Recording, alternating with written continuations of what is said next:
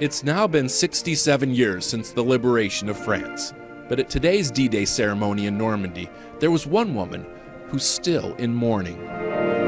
In fact, until recently, Peggy Harris of Vernon, Texas, didn't even know her husband Billy was buried here, and certainly didn't know the story I'm about to tell you. Billy was a fighter pilot, shot down and killed in July of '44 over Nazi-occupied northern France. But because of a series of snafus, miscues, and miscommunications, that information never got to his wife.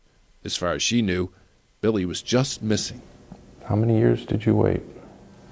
All my life. Peggy never remarried, never moved on, and might never have known the whole story if a relative hadn't looked into his military records a few years ago.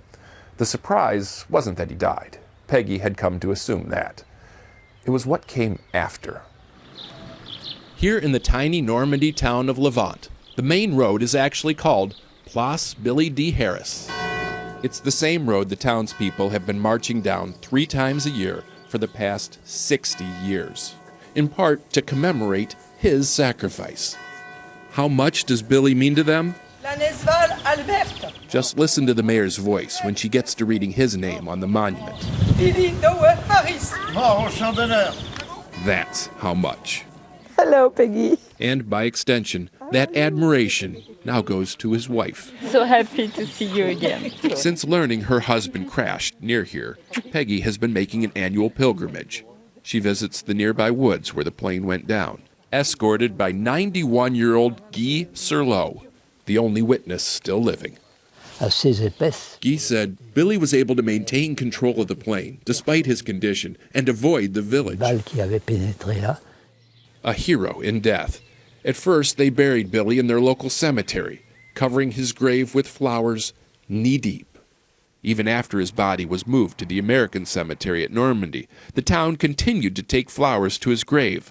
How can I not be grateful and hold these people very dear? The people of Levant say they just wish they could have done more. If only I was able to help, Guy said, to which Peggy responded, "You did." I like to think that he was still conscious enough to know that a friend stood by him.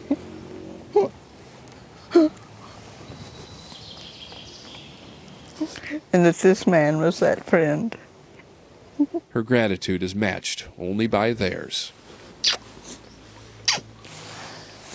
In Levant, the American sacrifice is still very much treasured and honored. So we don't forget. They don't forget. And now that we know the story, They don't forget. neither will we. Steve Hartman, on the road in Levant, France.